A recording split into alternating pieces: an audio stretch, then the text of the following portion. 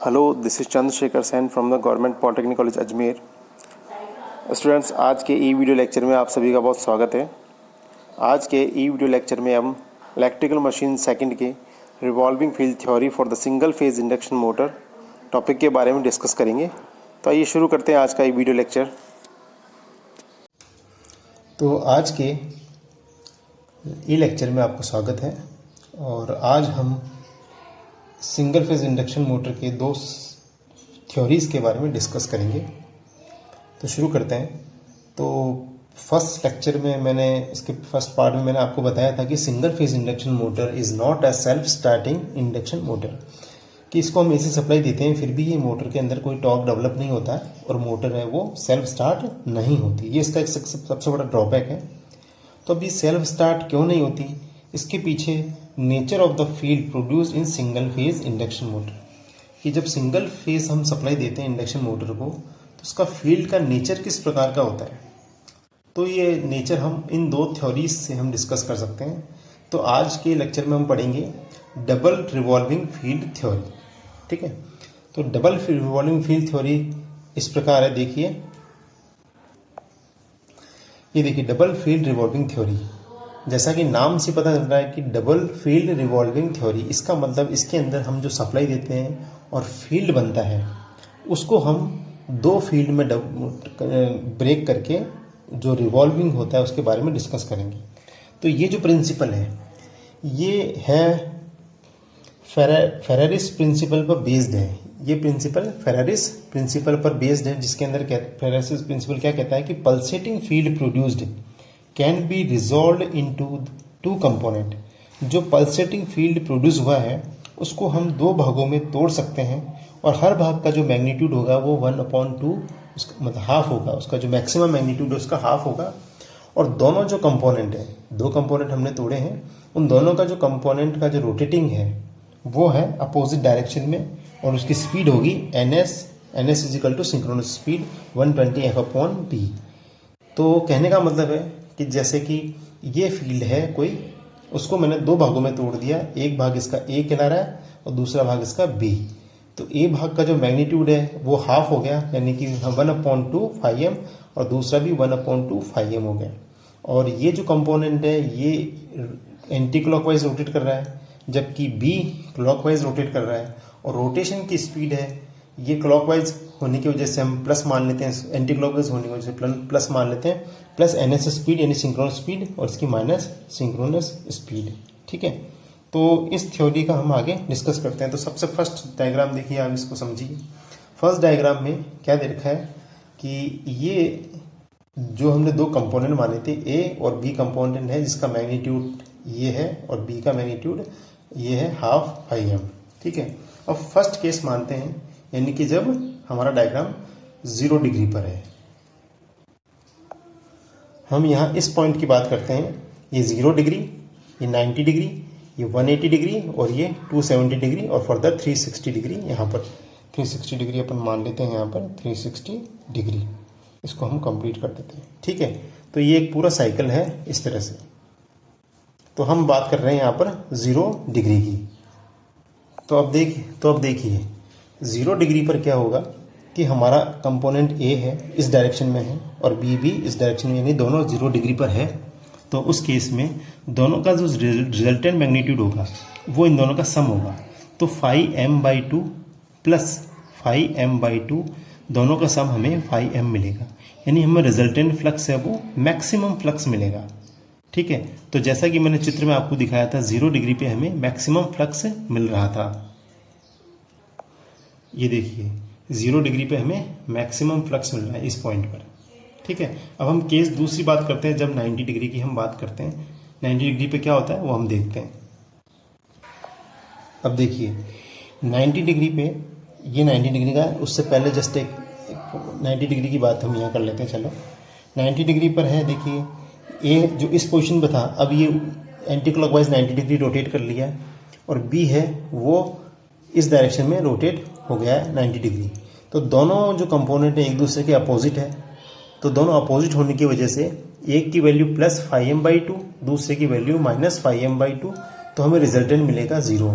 तो हमने देखा कि हमारा जो वे उसका जो डायग्राम है वो हमें ज़ीरो मिला है, उसका मैग्नीट्यूड क्या हो जाएगा, 0 हो जाएगा। देखिए यहाँ पर ये 0 डिग्री हुआ है। ठीक है, नेक्स्ट हम बात करेंगे 180 डिग्री की। 180 डिग्री पर वापस हमें मैक्सिमम मिलेगा, लेकिन इसकी डायरेक्शन उसकी रिवर्स हो जाएगी।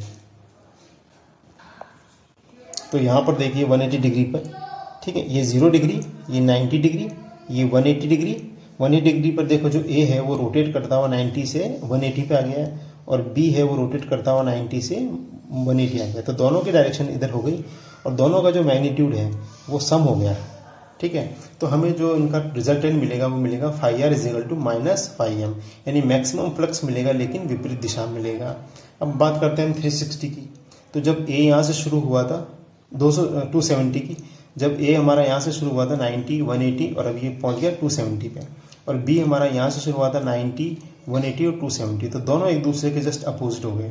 तो इस समय भी हमें रिजल्टेंट φr जो मिलेगा वो हमें 0, φr हमें हमेशा 0 मिलेगा। तो यहाँ पर भी 0 होगा।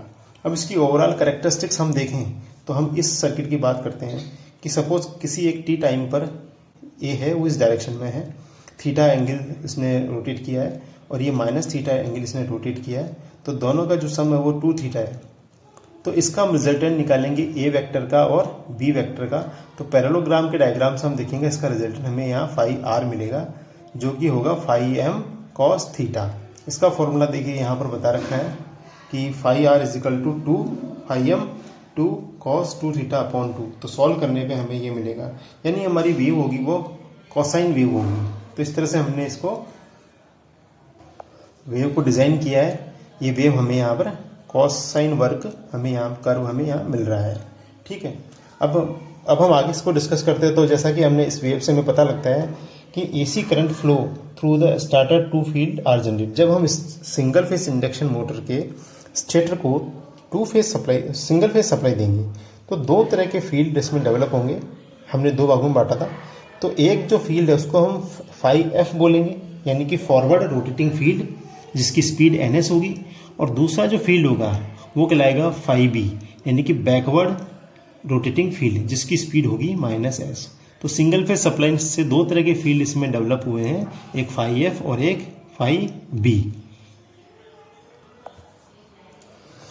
तो जो φf है उसके रेस्पेक्ट में अगर हम माने रोटर की स्लिप, तो फॉर्मूला बनेगा SF = ns - nr upon ns। ns का दोनों में डिवाइड किया तो 1 - nr अपॉन ns हमें मिलेगा। यहाँ हम nr अपॉन ns को मैं s मान लेता हूँ, स्लिप मान लेता हूँ। So we get SF = 1 - s। इसी प्रकार जो दूसरा फील्ड है φb, उसके रेस्पेक्ट में अगर रोटर की स्लिप में काउंट करता हूँ तो SB = ns - nr, क्योंकि ये विपरीत दिशा में घूम रहा है, रोटेटिंग इसकी रोटर की स्पीड विपरीत दिशा में, इसलिए माइनस क्या लग गया अपॉन ns। तो ये माइनस माइनस प्लस हुआ, यहाँ पर 1 इसका डिवाइड किया तो 1 + nr अपॉन ns हुआ। तो इसकी वैल्यू हम निकालेंगे तो 1 प्लस ये जो प्लस है nr अपॉन ns, इसको मैंने माना था 1 - s, तो यहाँ मैं वैल्यू पुट कर दूंगा 1 - s। So we get here SB = 1 1 + 2 2 - s। तो इस तरह से हम देखेंगे कि φf के रिस्पेक्ट में रोटर की स्पीड होगी, रोटर की जो स्लिप होगी वो 1 - s होगी, और φb के रिस्पेक्ट में रोटर की जो स्लिप होगी वो 2 - s होगी। ठीक है, तो अब जो दोनों फील्ड है φf और φb, इन दोनों की वजह से टॉर्क डेवलप होगा। तो देखिए φf की वजह से यहाँ पर टॉर्क डेवलप हुआ, वो TF कहलाएगा, यानी फॉरवर्ड टॉर्क कहलाएगा, और बैकवर्ड जो फील्ड था उसकी वजह से यहाँ बैकवर्ड या रिवर्स टॉर्क डेवलप होगा, और इन दोनों टॉर्क का रिजल्टेंट उसको हम TR बोलेंगे। तो यहाँ पर TF है, उसकी वैल्यू होती है I2² R2 अपॉन S, क्योंकि यहाँ स्लिप S है फॉरवर्ड टॉर्क की, और TB की वैल्यू होगी -I2² R2 अपॉन 2 - S, क्योंकि यहाँ की जो स्लिप है वो 2 - S है। तो हम एक कर्व ड्रॉ करेंगे इस तरह का, टॉर्क वर्सेस स्लिप, जिसकी स्लिप की वैल्यू 0 से लेकर यहाँ पर 2 तक होगी। 0 यहाँ मिड में 1 और देन इसकी 2, और जो वर्टिकल है वो उस एक्सिस पे हम टॉर्क लेंगे। तो सबसे पहले हम अगर TF को डिज़ाइन करेंगे तो TF कुछ इस तरह से होगा, 0 से स्टार्ट होगा और हमारा टॉर्क इस तरह से बढ़ता हुआ यहाँ से होता हुआ और टॉर्क हमारा यहाँ पर पहुँचेगा, ठीक है। और रिवर्स टॉर्क लेंगे तो वो जस्ट इसका रिवर्स होगा, वो देखिए यहाँ से शुरू होता हुआ इस तरह से होता हुआ यहाँ होता हुआ और ये यहाँ मिलेगा, ठीक है। अब हम इसका रिजल्टेंट बनाएंगे TF और TB का। तो इस तरह से ये जो हमें नीली लाइन में जो दिख रही है ये इसका रिजल्टेंट कर्व है, ठीक है, ये रिजल्टेंट कर्व है। तो यहाँ मिड में हम देखेंगे यहाँ S = 1 पर टॉर्क 0 हो रहा है।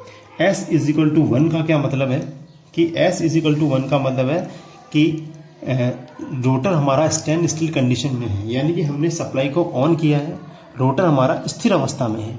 तो इस स्थिर अवस्था में उस समय फॉरवर्ड टॉर्क जो जनरेट हुआ था उसकी वैल्यू इतनी है और बैकवर्ड टॉर्क हुआ उसकी वैल्यू भी सेम है, दोनों की वैल्यू सेम है, फॉरवर्ड और बैकवर्ड टॉर्क, और दोनों एक दूसरे के अपोजिट है। इसकी वजह से हमें जो रिजल्टेंट टॉर्क मिलेगा वो 0 मिलेगा। देखिए यहाँ हम S की वैल्यू 1 पुट करते हैं तो हमें मिलेगा I2² R2, यहाँ भी S की वैल्यू 1 पुट करते हैं तो मिलेगा -R2 I2² R2। तो दोनों का जब सम करेंगे, इस तरह से दोनों का हम सम करेंगे तो हमें मिलेगा 0, ठीक है। तो इस तरह से हम कह सकते हैं कि जब मोटर स्टैंड स्टिल कंडीशन में होगी उस कंडीशन में जो हमारा टॉर्क होगा रिजल्टेंट वो 0 मिलेगा। इसका मतलब मोटर में किसी प्रकार का टॉर्क नहीं होगा और इसी वजह से जो सिंगल फेज इंडक्शन मोटर है वो सेल्फ स्टार्ट नहीं होती, क्योंकि उसका जो टॉर्क होता है वो स्टार्टिंग में 0 होता है। इस थ्योरी से हमें ये पता लगता है। अगर हम चाहें तो हम किसी भी डायरेक्शन में, अगर रोटर हमारा स्टैंड स्टिल कंडीशन में है और रोटर को हमने अगर फॉरवर्ड रोटेट कर दिया, ठीक, फॉरवर्ड रोटेट कर दिया तो उसी डायरेक्शन में रोटेट करने लग जाएगा जिस डायरेक्शन में हमने उसको घुमाया है। और अगर रिवर्स में रोटेट किया तो फिर वो उस डायरेक्शन में रोटेट करने लग जाएगा जिस डायरेक्शन में घुमाया है। तो अगर हम किसी तरीके से इसको घुमा दें रोटर को तो रोटर हमारा स्टार्ट होता है। तो ओवरऑल हमने रिवॉल्विंग व्हील थ्योरी से ये देखा कि जो रोटर है उसमें इस थ्योरी का यूज़ करने से हमें पता लगा कि इस प्रकार हम देखते हैं कि सिंगल फेस इंडक्शन मोटर में स्टार्टिंग टॉर्क 0 होता है। तो हम अब इसके आगे एक तरीके देखेंगे कि किस तरीके से हम इसके अंदर टॉर्क डेवलप कर सकते हैं स्वतः ही जो मोटर स्टार्ट हो जाए। तो आज के लेक्चर में इतना ही है revolving field theory. Next lecture में हम पढ़ेंगे क्रॉस फील्ड थ्योरी, तो इसका नेक्स्ट पार्ट आप ज़रूर देखिएगा।